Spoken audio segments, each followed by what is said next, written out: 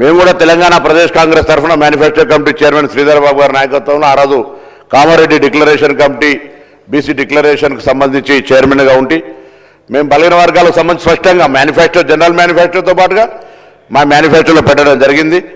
ఈ కుల సర్వేకు సంబంధించి మా ప్రభుత్వం కట్టుబడి ఉందని చెప్పిన అధ్యక్ష 4వ తారీఖు నాడు క్యాబినెట్ అయింది.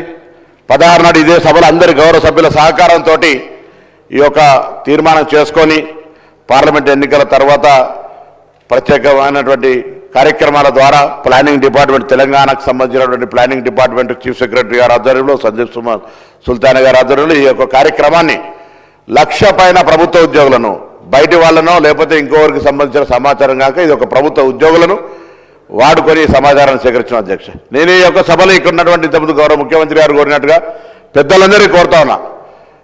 1931 నుంచి సమాచారం లేదు. ఇలా సమాచారం వచ్చింది.